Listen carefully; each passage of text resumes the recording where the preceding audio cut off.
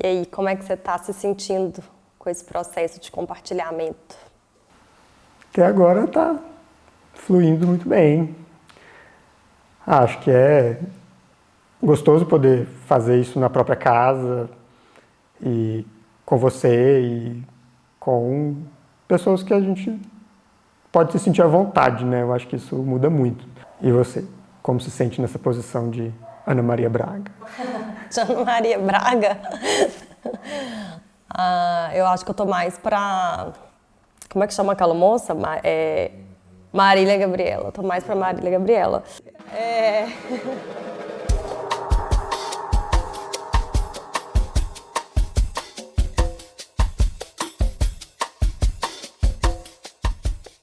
Foi muito bom a gente ouvir esse contexto todo, né, dessa narrativa que está por trás, desse entendimento da importância de todo esse trabalho. E aí a gente vai agora para uma parte que eu adoro, uma parte bem prática. Então acho que a gente podia começar do começo, que eu adoro te ouvir falando sobre isso, que é como que o ser humano aprende, assim, o que é natural para a gente no processo de aprendizado. Legal. O ser humano, ele evoluiu ao longo de milhões de anos de processo biológico. Dentro desse período, 99% do tempo que a gente foi espécie humana, ou os nossos ancestrais pré-humanos, nós fomos caçadores-coletores. Então a gente vivia em tribos, nômades ou seminômades.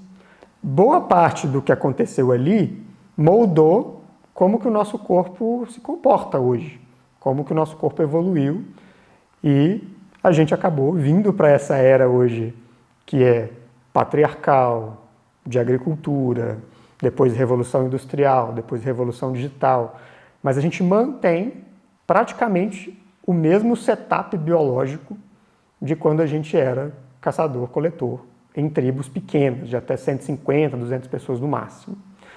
Então faz sentido a gente se perguntar como que as pessoas de todas as idades aprendiam nesse contexto, porque o nosso corpo ainda responde dessa mesma forma.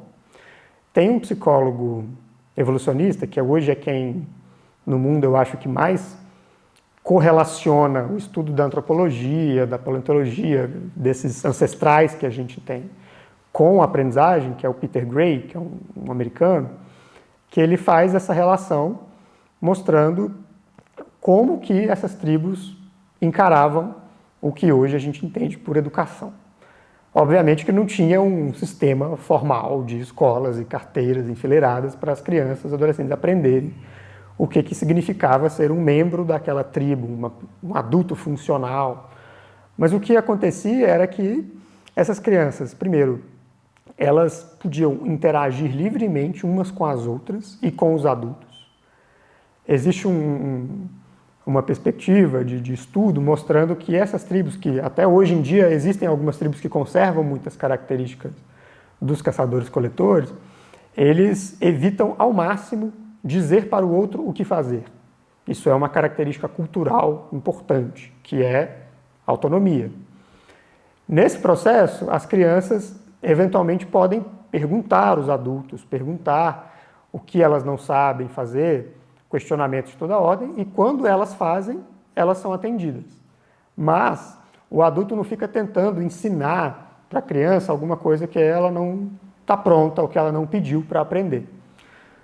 Outro fator fundamental é o papel da brincadeira nesse processo.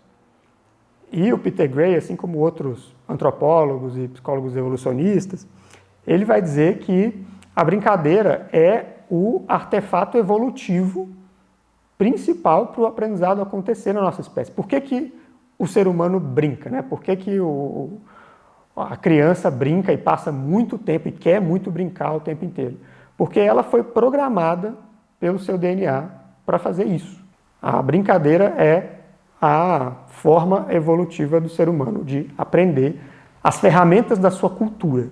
E a cultura muda com o tempo. Então hoje é natural que as crianças, os adolescentes queiram brincar e queiram se envolver em coisas como smartphones, computadores, videogames, porque eles entendem já desde muito cedo que essas ferramentas são primordiais da nossa cultura.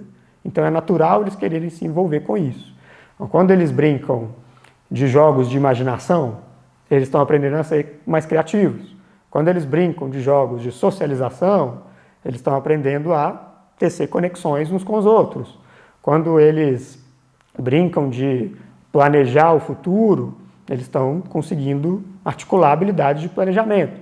Então, tem vários tipos de brincadeiras diferentes que todas elas representam construção de habilidades que vão ser importantes mais tarde. Então, a forma humana de aprender passa pela curiosidade, que desde bebê a gente já manifesta.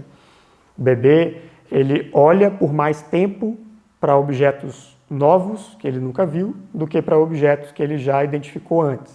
Isso é um parâmetro bem estudado cientificamente para mostrar que a nossa curiosidade é inata. A gente aprende por meio de brincadeira, a gente aprende por meio de sociabilidade, conexão com outras pessoas, e a gente aprende intencionando, planejando o nosso futuro.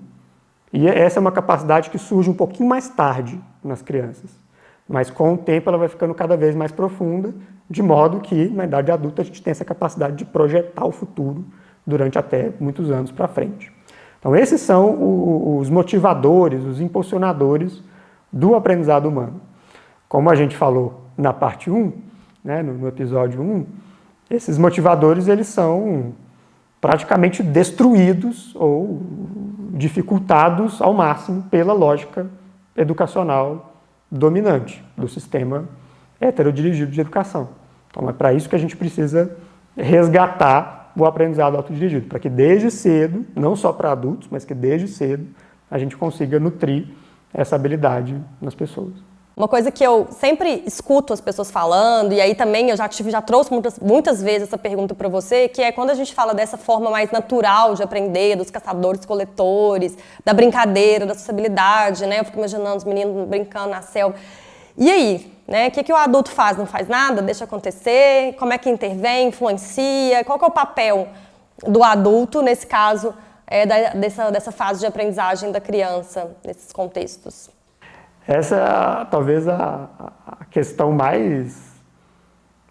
que mais move as pessoas para não acreditarem no aprendizado autodirigido, porque a gente está imaginando um gradiente da coisa, né, onde um é aprendizado natural, 100% autodirigido, e o outro é a lógica escolarizada. A gente está quase que completamente para cá nesse gradiente, a gente está num polo. E isso faz com que a gente passe a acreditar que, de novo, falando das crenças escolarizantes, a gente só aprende se é um adulto intervir. A gente só aprende se alguém, provavelmente um adulto, no caso de uma criança, nos mostrar o caminho. Mas isso não é verdade, porque a gente já vem equipado de fábrica com as habilidades que vão se desenvolvendo ao longo da nossa vida para a gente aprender a partir da nossa realidade, dos nossos contextos. E não significa, de novo, que a gente já vai aprender sozinho. A gente vai aprender em relação o tempo inteiro. Mas em relação, não só numa relação controlada pelo adulto. A gente vai aprender em relação com outras crianças mais velhas, mais novas. A gente vai aprender em relação com a nossa família, com pessoas que a gente busca para nos instruir sobre coisas, enfim, com uma comunidade de pessoas que habita a nossa vida. E aí, o que o adulto pode fazer para estimular e favorecer esse aprendizado? Acho que o primeiro ponto é ele olhar para essas crenças escolarizantes que provavelmente habitam nele também. E aí tem um livro lá que mostra várias delas, é um livro de denúncia em relação a isso. Acho que como a gente está muito nesse polo aqui do convencional heterodirigido, a gente precisa abrir espaço mental para a gente olhar para a questão de uma outra forma. O que ajuda nisso? Tem muitos projetos, muitas iniciativas, muitas famílias ao redor do mundo que criam e já criaram, ou seja, já existem exemplares adultos crescidos de pessoas que passaram por um processo de educação eminentemente autodirigido nas suas vidas. E aí você pode se perguntar, você pode olhar para essas pessoas que hoje têm seus 30, 40, 50, 60 anos e se perguntar, pô, mas e aí, deu certo? Né? Essas pessoas elas não têm gaps de conhecimento, elas não estão defasadas, o que elas estão fazendo da vida? O próprio Peter Gray, que é esse pesquisador que eu mencionei, ele já fez essas pesquisas e orientandos dele também já fizeram, olhando para a vida dessas pessoas. E essas pessoas estão muito bem, obrigado. Elas estão empregadas, elas estão, às vezes, empreendendo seus trabalhos, elas têm uma vida familiar muito boa, elas são membros ativos das suas comunidades, né? Não tem nada de errado com elas. Então esse é o primeiro medo que a gente precisa olhar para ele e questionar criticamente. Nesse sentido, o papel do adulto, ou mesmo do educador, que a gente vai falar mais para frente, é um papel de criar contextos favoráveis, porque os contextos eles influenciam muito as nossas escolhas e as nossas ações. Então, como que eu posso, como um pai, por exemplo, criar oportunidades e contextos para meu filho ter momentos de brincadeira com outras crianças de múltiplas idades diferentes? Porque isso é um fator importante no aprendizado, né? No processo educacional convencional, existe o fator da seriação. A gente fica encaixotando as crianças, adolescentes, tudo com a mesma idade. Isso é antinatural, né? Nossa espécie evoluiu para aprender por meio da interação com pessoas de idades muito diferentes. Nesse processo, os mais velhos aprendem com os mais novos, eles aprendem que eles são capazes de cuidar e de ensinar. Os mais novos, obviamente, aprendem com os mais velhos habilidades mais desenvolvidas. Então, existe uma troca aí que é muito rica. Então, esse é um exemplo. Eu, como pai, como educador, eu preciso criar um contexto onde a criança possa interagir, ela possa brincar, de preferência ao ar livre, conectado com a natureza, porque isso também é muito importante. Outra coisa, para ela conseguir exercitar o motivador, o impulsionador da curiosidade, ela vai querer acessar objetos de conhecimento. Isso vai aparecer em múltiplos momentos. Como que eu, como adulto, ajudo ela a tornar esses objetos acessíveis? Então, se ela está demonstrando interesse por leitura, escrita, em algum momento provavelmente isso vai aparecer, se não for forçado goela abaixo antes, como que eu ajudo ela, fornecendo a ela revistas, livros, internet, enfim, conteúdos de leitura que ela, dentro de coisas das quais ela se interessa. É sempre partindo do interesse daquele ser humano. Tem uma frase que a gente usa muito nesses contextos de educação autodirigida, que é: crianças são pessoas. Não tem essa divisão arbitrária de tratar a criança como um ser inferior, como um ser que não consegue fazer as coisas, decidir por si mesma. Ela decide, mas ela vai decidir de um jeito diferente do nosso. Eventualmente ela vai decidir por um caminho que não é aquele que a gente gostaria que fosse. E esse talvez seja o ponto mais importante aqui, que é nós como adultos, responsáveis ou educadores, a gente conseguir fornecer o máximo de apoio com o mínimo de interferência. A intervenção ela pode acontecer em determinados momentos, mas, sobretudo, ela precisa ser requisitada pela criança. É claro, se a criança estiver numa brincadeira que envolve um perigo físico, qualquer coisa, de novo, a manipulação do contexto, a gente precisa preparar os contextos. Mas, em geral, a intervenção ela é pontual e ela é requisitada pela criança. E a criança pede ajuda, ela pede ideias, ela pede como que eu posso fazer tal coisa. Beleza, você vai apoiar, você vai estar junto, você vai escutar ela, você vai conectar ela com outras pessoas, com outras oportunidades. Mas, em geral, essa intervenção no sentido de controlar o processo deve ser evitada. E isso é difícil para nós, porque a gente tem muita certeza que a gente sabe o que é melhor para a criança, mas no fundo a gente não sabe. Mal a gente sabe o que é melhor para a gente mesmo, quanto mais para um outro serzinho. Então essa é a máxima dentro desse processo, você tentar fornecer o máximo de apoio com o mínimo de interferência. Bom, você falou um pouquinho então, né, dessa importância da criança também seguir a sua curiosidade, dela ter esse espaço. E aí acho que seria legal você falar um pouquinho do valor que tem descobrir por si mesmo, do tesão pelo aprender, do amor que a gente tem pelo aprender. Como que isso surge? Quão importante isso é dentro do processo de aprendizagem também? Uma das crenças escolarizantes que está lá no livro é essa ideia que muitas pessoas têm do aprendizado como um processo 100% mental, cognitivo, intelectual. Então, a aprendizagem significa você acumular conhecimento. E isso, a nossa memória não trabalha com acúmulo, não é um HD de computador. É um processo muito mais orgânico e caótico do que isso. E nesse sentido, o aprendizado, na verdade, ele é muito emocional. Ele é tão emocional quanto mental ou intelectual. O que significa que, para a gente aprender alguma coisa, a gente tem que estar afetado por aquela área de conhecimento, por um interesse, por uma pessoa, né? Quando a gente fica apaixonado por alguém, a gente quer descobrir tudo sobre a pessoa. É a mesma coisa. Para a gente resgatar esse tesão por aprender, essa paixão por aprender, que é inata do ser humano, a gente tem que se conectar com os nossos afetos, com as nossas importâncias. E aí o que é importante para mim vai ser diferente do que é importante para você num dado momento. Mas, uma vez que eu entro em contato com isso, dentro da minha individualidade, que vai estar conectada com meus contextos, com as minhas relações, aí é que vai brotar um fio de aprendizado genuíno, que é essa descoberta por si mesmo. A gente tem isso dentro da gente, a gente só precisa aprender a exercitar. Como que a gente aprende a estranhar a nossa realidade, a fazer boas perguntas? Então ali, né, não está dando para ver aqui no filme, mas ali tem uma geladeira. Aquilo ali não é só uma geladeira. De onde veio? De onde veio a matéria-prima? Quem fez? Qual que é o sistema que ajudou, que propiciou a construção daquela geladeira? Quais são os outros significados afetivos que eu nutro com essa geladeira, que você nutre?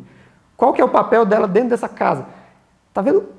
Dezenas de perguntas, centenas de perguntas podem ser feitas sobre uma simples geladeira. E é assim com tudo. Só que a gente precisa resgatar essa habilidade. E esse é o valor de descobrir por si mesmo, porque a gente aprende a perguntar, a gente aprende a inquirir o mundo, a investigar o mundo. É isso que os melhores cientistas fazem, que os pesquisadores fazem, que os entrevistadores fazem, que as pessoas que exercem a sua criatividade, o seu conhecimento no mundo fazem. E aí, uma vez que a gente vai ficando bom nisso, aí que a gente pode começar a falar de aprendizado ao longo da vida, né, de nunca parar de aprender. Paixão por aprender, o tesão por aprender é a base. A partir daí, a gente vai aprendendo a tomar as nossas decisões. É o que eu chamo de horizonte. É o seu horizonte de aprendizado, que é uma coisa bastante intangível, bastante subjetiva. Ele é para onde você está olhando. Muitas vezes não vai ser uma disciplina, uma área de conhecimento que já está nomeada, porque você pode estar interessado numa coisa que não foi criada ainda. Mas aí você vai puxando diferentes áreas do conhecimento, diferentes pessoas, diferentes referências, diferentes perspectivas. Eventualmente você vai criar algo novo. Essa é a parte mais divertida da coisa. E aí essa coisa nova, ela vai ter a sua marca, ela vai ter a sua originalidade, a sua autenticidade. E isso vai possivelmente virar uma contribuição para o mundo. Então, para mim, quando você descobre algo por si mesmo, que é exercitando essas perguntas, essa habilidade que eu falei, é aí que você consegue desenvolver concepções originais. E a gente está precisando de concepções originais, de novas formas de ver a realidade. Porque as formas que a gente está olhando hoje não estão suficientes, não estão boas. A gente está com uma ameaça ambiental, climática, social, econômica, política. Está tudo acontecendo, né? Tem muitas mazelas sociais que estão rolando e a gente precisa dos novos olhares.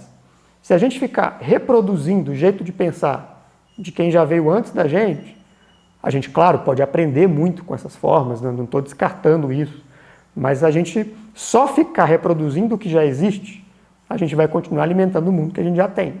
E eu não estou satisfeito com o mundo que a gente já tem. Como que a gente aprende a ver o processo de aprendizado como uma criação e não como uma mera reprodução de conhecimentos e saberes que já existem.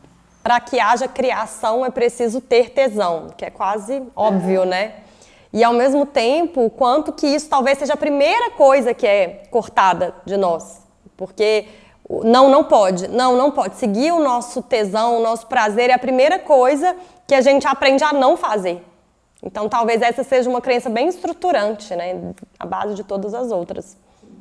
É negado a gente perseguir os nossos afetos.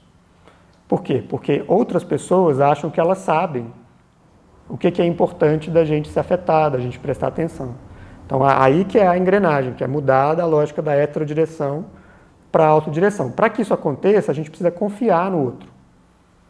Vou confiar que você é a melhor pessoa para decidir o seu destino, para decidir para onde você vai se encaminhar. Né? Aqueles pais, não, porque eu quero que o meu filho faça direito, quero que ele faça medicina. Gente, com isso a gente só está alimentando uma engrenagem de pessoas frustradas, de pessoas que muitas vezes vão fazer um curso de graduação para entregar o diploma para o pai, falar com ele, agora eu vou fazer o que eu quero.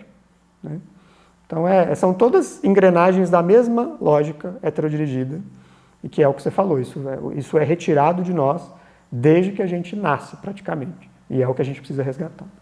Bom, legal. Então, a pessoa encontrou ali seu tesão, que já foi muito difícil, resgatou, investigou, né, trouxe o tesão de volta. E aí, né, como é que você pode dar algumas dicas para ajudar a entender como é que a pessoa pode fazer um caminho de aprendizagem que é mais autodirigido? Tem uma bússola, um mapa, alguma coisa que pode ajudar essa pessoa? Tem algumas coisas, sim. O primeiro ponto é entender, assim como a gente falou na primeira parte, que o aprendizado autodirigido não é aprender sozinho, necessariamente.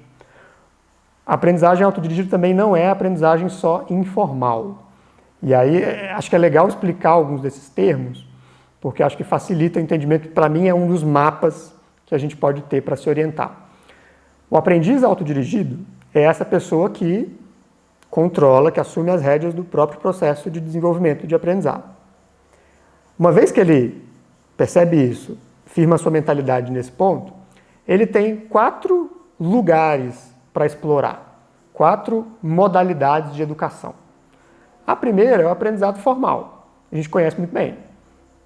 Escola, universidade, pós-graduação. Educação formal, ela é uma educação altamente estruturada, em geral, e ela tem uma característica única porque ela é chancelada por uma autoridade governamental. Então, no Brasil, você fala de educação formal quando você tem ou uma escola, uma faculdade, ou algo que tem o selinho do MEC lá. Você consegue ter um título se você passar por um processo como aqui. Essa educação formal é uma das vias pelas quais o aprendiz autodirigido pode seguir também. Às vezes, nessa via, pelo sistema hegemônico heterodirigido que a gente vive, pode ser mais difícil para ele conservar a sua autodireção, mas não é impossível. Educação formal, primeiro ponto. Segundo ponto é o que a gente chama de educação não formal. Educação não formal são espaços de aprendizado que são organizados previamente por alguém que não é você, mas eles não têm essa chancela, esse selinho do MEC ou de uma autoridade educacional competente.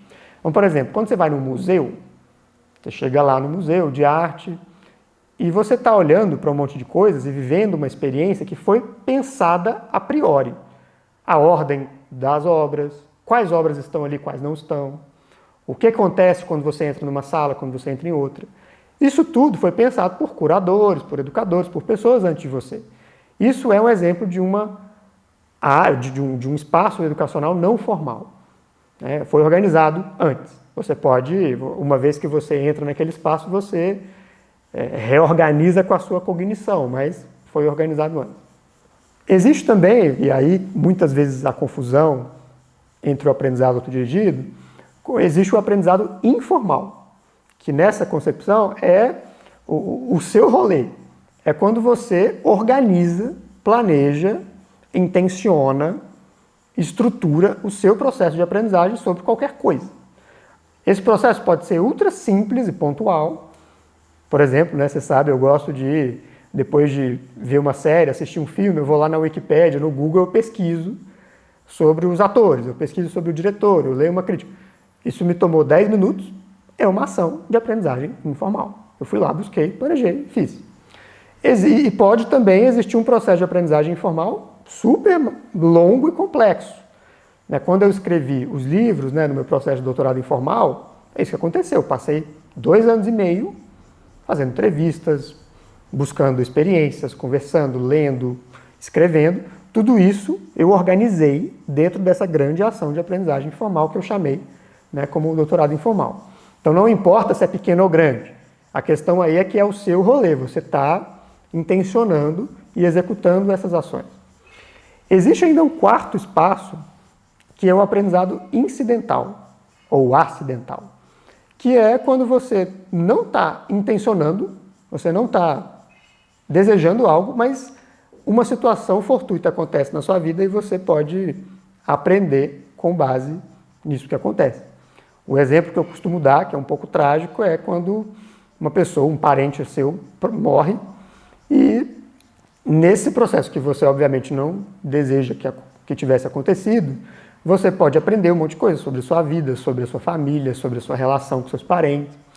Então, isso acontece muito também. Só que é curioso porque, para mim, mesmo o aprendizado incidental demanda intenção, porque você precisa estar atento às situações que acontecem na sua vida e você pode optar por ter um olhar de aprendizado para praticamente tudo que te acontece. Depende de como você está olhando, depende de o quão longe você quer ir naquele processo que pode ser de aprendizado. Então esse é um primeiro mapa, Você entender que você se dirige, você noteia o seu processo e você pode passar por esses 4 lugares, esses 4 ambientes. Bom, partindo então desse mapa, dessas quatro possibilidades, como que o aprendiz autodirigido pode começar a intencionar, a escolher, entender por onde ele passa? Compartilha um pouquinho disso aí também. Dentro desses lugares pelos quais o aprendiz autodirigido pode passar, e ele vai escolhendo isso a cada momento, a partir do que faz sentido, ele também tem o que a gente chama de 4 fontes de aprendizagem. São também lugares, de certo modo, mas é uma perspectiva mais prática. E a gente, eu e Conrado Schlohauer, que trabalha comigo, a gente criou esse conceito para ficar mais fácil das pessoas entenderem, que é o CEP mais R. CEP mais R é uma sigla para dizer sobre conteúdo, experiências, pessoas e redes. CEP mais R. A primeira delas, que é conteúdo, é o que a gente já conhece mais em relação à educação, porque é a nossa fonte preferida, ou é a nossa fonte que a gente mais se acostumou a usar. A educação convencional ela é praticamente baseada só em conteúdo. Hoje tem um desafio que se coloca para a gente pensar conteúdo, que em vez da gente viver uma escassez de fonte de conteúdo, a gente vive um excesso. Você vai lá, digita qualquer coisa no Google, aparecem milhões de resultados. Como que a gente aprende a filtrar isso? Como que a gente aprende a fazer a nossa própria curadoria de conhecimento? Assim como o curador do museu, ele seleciona obras que vão estar no museu e obras que não vão estar, para criar uma experiência boa para as pessoas, a gente também, no nosso aprendizado, precisa aprender a ser os nossos próprios curadores. E com conteúdo isso é desafiador, mas é bem possível também de fazer. O E de experiências a gente entende como qualquer vivência real, no mundo real, na prática, que você tem para concretizar o seu aprendizado. Então, eu vou aprender a cozinhar um prato. Uma coisa é você ler todos os tutoriais e receitas disponíveis lá no site, do Tudo Gostoso. Você pode perguntar, o chefe de cozinha pode ser o melhor chefe do mundo naquele prato. Mas como é que faz isso? Ele pode te mostrar como é que ele faz. Tudo isso é muito bom, mas você só vai conseguir realmente saber que você está aprendendo e aprendeu a fazer aquilo que é novo para você quando, no exemplo do prato, você vai lá, compra os ingredientes, cozinha, outra pessoa come, fala que fica bom, fala, legal, estou aprendendo a fazer.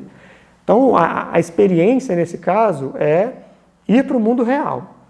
Né? No caso de você estar aprendendo um novo idioma, por exemplo, uma língua estrangeira, você vai ter uma atividade de conversação.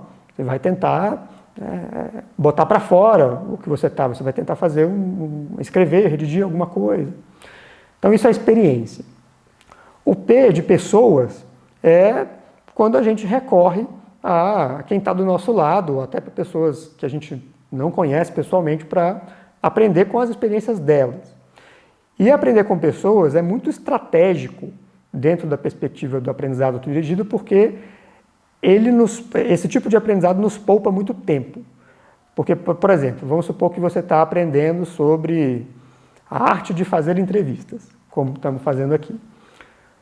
Como que você corta caminho em relação ao aprendizado disso? Porque isso é um mundo, né? Isso é um universo, vai ter perspectivas muito diferentes, diversas áreas do conhecimento vão estar falando sobre isso. Você pode recorrer a pessoas que são experientes na arte de entrevistar. E aí você pode perguntar para ela, você pode me dizer quais são ou quais foram as suas principais referências para fazer bem o que você faz hoje? A pessoa vai te dar. Ela vai fazer a curadoria dela e vai te entregar isso. Então, olha o valor que isso tem. Você pode pedir para uma outra modalidade para fazer o aprendizado com pessoas, você pode pedir a alguém para ser um mentor no seu processo. E isso não precisa estar formalizado, não precisa ter um contrato. Você pode simplesmente mandar uma mensagem no WhatsApp, ligar para alguém, pedir para alguém, pô, você entende muito disso, eu admiro o que você faz dentro dessa área, você topa se encontrar comigo uma vez por mês, por exemplo, vocês vão combinar o jogo, né? Você topa se encontrar comigo, você dividir, eu posso te contar como é que está sendo, você me dá umas dicas, você me escuta nisso. Isso é um processo de mentoria informal. Eu fiz isso no meu doutorado informal, muitas pessoas fazem isso e às vezes nem chamam de mentoria, mas é algo que está à nossa disposição. E por fim, o R, CEP mais R, é de redes. Então, rede é todo grupo, comunidade, movimento de pessoas minimamente organizado, onde você pode ir e essas pessoas elas estão pesquisando, produzindo conhecimento, praticando alguma área de conhecimento que está dentro do seu horizonte, está dentro daquilo que você quer aprender.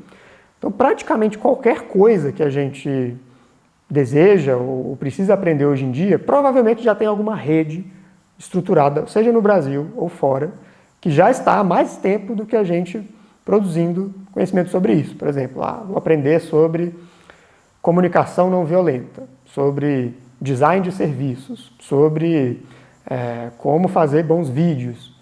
Pesquisa, dá um Google, conversa com pessoas mais experientes e elas vão apontar para você. Pô, eu acho que você podia se vincular àquele grupo lá. Eles se encontram periodicamente, fazem conferências, fazem não sei o quê. E quando você faz isso, você acessa não só uma curadoria de uma pessoa, como você acessa a curadoria de uma comunidade inteira. E isso vai acelerar ainda mais o seu processo, vai fazer você entender, você vai conseguir cuidar daquela dificuldade que eu falei sobre conteúdo, que é como que você filtra o excesso. Porque essas pessoas estão há mais tempo que você fazendo, então elas vão mostrar para você o que é relevante e o que não é. Então o CEP mais R é um conjunto de caminhos que a gente já faz, na verdade, né? Não tem nada de outro mundo, a gente já faz isso no nosso dia a dia, mas uma vez que você conhece essas fontes, você começa a fazer isso com mais intencionalidade, com mais consciência. Você começa a usar essa ferramenta com a sua máxima potência. E essas fontes, elas são universais. Qualquer pessoa pode usar elas. E isso é diferente, por exemplo, daquilo que geralmente se fala sobre estilos de aprendizado. Como eu aprendo é diferente de como você aprende. Tem gente que fala, mas é mais visual, mais auditivo, mais sinestésico. O CEP mais R não é sobre isso. E é bom que seja assim, porque já existe estudo científico mostrando que esses estilos de aprendizado eles não são muito comprovados cientificamente. Porque, no fundo, se você tem você precisa aprender alguma coisa que é visual, por exemplo, uma informação de um mapa, não vai adiantar você passar essa informação num podcast. Vai ser muito melhor se a pessoa ver o mapa. Então depende mais da informação do que do estilo da pessoa. O CEP mais R, né, diferente, ele é universal nesse sentido, então é mais fácil das pessoas usarem e compreenderem. A gente falou um pouquinho sobre os lugares onde a gente pode ir, sobre as fontes de aprendizagem. E aí eu acho que tem uma pergunta assim, para a gente fechar, que é a pergunta que todo mundo deve te fazer, e foi a pergunta que eu te fiz a primeira vez que eu conheci o seu trabalho, que é um pouco do caminho. E é lógico que não tem um caminho único e você vai se perder nesse caminho várias vezes, mas eu sinto que às vezes quando as pessoas não sabem, não tem uma estrutura mínima de caminho, é muito fácil, ou elas, sei lá, vou seguir só minha curiosidade aqui, vou ficar aqui, indo para lá, para cá, para lá, para cá, e pronto, ou se não, deixa eu seguir aqui então o método tradicional, o método científico, porque pelo menos ele me dá um caminho, né, bem estruturado. E eu sei que você já estruturou algumas coisas desses caminhos que esse aprendiz pode ir para ajudar a tornar esse processo um pouco mais estruturado. Acho que a gente pode fechar trazendo um pouquinho desse caminho, assim, entendendo que o mapa não é o território, obviamente. Você já falou a frase que eu iria falar. É importante a gente ter essa consciência, porque é muito fácil na educação, em outras áreas também, a gente cair num apego metodológico, achando que então tem que ser desse jeito. Se não for desse jeito, eu estou fazendo errado. De novo, outra crença escolarizante, né? Existe o jeito certo, existe o jeito errado de fazer ou de pensar alguma coisa. E, na verdade, não existe. Existem proposições que vão ser mais adequadas para um contexto, menos adequadas para outros. O que eu acho que faz sentido falar de uma jornada de aprendizagem autodirigida são alguns padrões que podem ser observados, né? Eu já fiz isso várias vezes comigo mesmo. Eu apoio hoje pessoas que buscam caminhos de aprendizagem autodirigida, seja individualmente, em comunidade ou em organizações. Então eu já observei um pouco do que geralmente pode acontecer nesse tipo de processo. E aí tem um padrão que eu acho que é útil a gente trazer, que são 3 etapas, assim, que às vezes podem se misturar, às vezes não vai ser uma depois da outra, mas é um padrão que é observável, que primeiro ponto é a exploração. Especialmente para um aprendiz que não está muito conectado com o seu tesão, com os seus afetos para aprender, para aquilo que realmente vai acender a motivação intrínseca dele, ele vai explorar. Isso é bom, é legal ter uma fase exploratória onde ele não vai se comprometer com um caminho. Pô, eu quero aprender a ser um facilitador de grupo. Então, calma, vamos entrar em contato com o que eu quero primeiro. Vamos resgatar. E aí você vai explorar, você vai experimentar. Às vezes você vai numa roda de conversa sobre facilitação para você entender. Eu me sinto bem aqui, isso aqui está sendo importante para mim. Quero me comprometer com um caminho como esse. Ou não, então eu vou experimentar uma outra coisa agora para ver o que faz sentido, né? Essa exploração já é um ótimo caminho para você ir conhecendo pessoas, para você ir criando o seu CEP mais R introdutório, né, naquela área. E aí, em determinado momento, pode acontecer ou não, é igual, né, pessoas que estão se conhecendo podem só ficar ou podem eventualmente decidir namorar. Nesse momento, pode acontecer de você ir para uma segunda fase que eu chamo de sprints, que é você se comprometer com um caminho, falando, cara, agora facilitação de grupos é um tema que me encantou, que é muito importante para mim, que vai ser bom para a minha carreira, para a minha vida, vou focar nisso. Em relação às jornadas, né, que cada um pode desenvolver para buscar o seu aprendizado de maneira autodirigida, existem diferentes dimensões de complexidade, de tamanho, né? Eu brinco dizendo que tem jornada tamanho P, tamanho M, tamanho G. Isso vai do seu fôlego para entender até que ponto você quer se comprometer. É legal ter um ponto de chegada, porque isso ajuda você a manter a sua motivação. Você pode ser, provavelmente, quando chegar no seu ponto de chegada, você vai querer criar novas jornadas. Isso é bom, o processo se retroalimenta. Mas é legal ter um ponto que você intenciona que vai ser a transição, né? O fim de uma coisa e o início de outra coisa. Dentro dessas jornadas, A segunda fase são os sprints. Primeiro a exploração e a segunda fase é você ir recortando esse processo em partes pequenas com entregáveis definidos. Isso não precisa necessariamente ser assim, mas isso vai te ajudar a manter a sua consistência e a sua autodisciplina ao longo do processo. Isso vem muito do movimento da agilidade, né? O movimento ágil nas organizações, onde você recorta o processo em partes menores. Isso vai te dar mais marcos, né? Você vai conseguir celebrar melhor as pequenas vitórias e vai fazer você se manter mais consistente. Você vai fazendo várias sprints, ou podem ser poucas ou várias, dependendo do tamanho do seu processo. E, em geral, também, um terceiro padrão, uma terceira etapa, logo após as sprints, eu chamo de entrega, que é você compartilhar o que você aprendeu com outras pessoas, ou você vivenciar um desafio relacionado àquilo que você aprendeu. É igual no videogame, né, você vai passando várias fases e aí no final você tem o chefão. É mais ou menos isso. A entrega é você botar para fora, de uma maneira mais estruturada, aquilo que você esteve aprendendo durante esse tempo. Pode assumir o formato de um compartilhamento ou de uma vivência real. Estou aprendendo uma língua estrangeira. Então vou viajar para outro país, para ver como é que eu me sinto, o que acontece, né? Então, esse padrão, eu acho que ele pode ajudar as pessoas a navegar, né? Pode ser uma bússola, né? Geralmente, as jornadas, que é um tipo de aprendizado autodirigido, ele tem essa estrutura de exploração, sprints e entrega, né?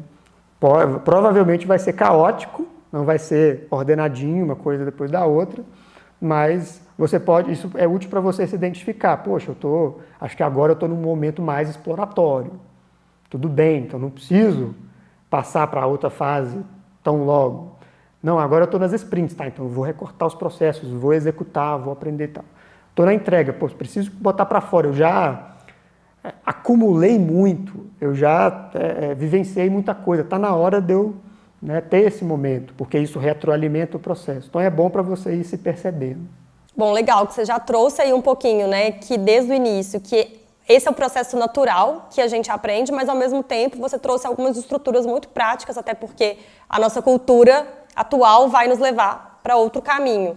E aí eu acho que para a gente fechar seria legal você contar um pouquinho por que isso é tão importante agora, nesse momento, assim, meio zeitgeist, assim, por que esse momento pede para a gente uma intencionalidade maior no nosso aprendizado, mas ao mesmo tempo de maneira cada vez mais autodirigida e em comunidades. Talvez a gente não precisasse dessas estruturas, ou desses padrões, ou dessas siglas, né, como CEP mais R, se a gente já vivesse uma realidade de educação autodirigida desde o berço, que é a forma natural com que a gente aprende, mas que vai sendo deturpada e diminuída com o tempo. Então essas estruturas, elas são lembretes, na verdade, para facilitar a gente a navegar e resgatar essa capacidade que a gente já tem dentro da gente depois de muitos e muitos e muitos anos de escolarização compulsória e crenças escolarizantes. E tem um papel importante nesse processo, que é o que eu chamo do arquiteto de aprendizagem autodirigida, que é uma pessoa, um profissional, que ele é talvez o educador do novo milênio, no sentido de que ele compreende esse equilíbrio entre o aprendizado natural, autodirigido, e a necessidade de estruturas de apoio, de contextos que favoreçam isso, e ele vai criar esses ambientes. Então a gente vai falar mais sobre esses profissionais, né, como que essas pessoas apoiam o aprendizado autodirigido na terceira parte, no terceiro episódio, mas eu entendo que é isso que é crucial da gente fazer agora. A gente não vai conseguir modificar o sistema educacional e fazer essa revolução que a gente precisa, se a gente só ficar focando no indivíduo.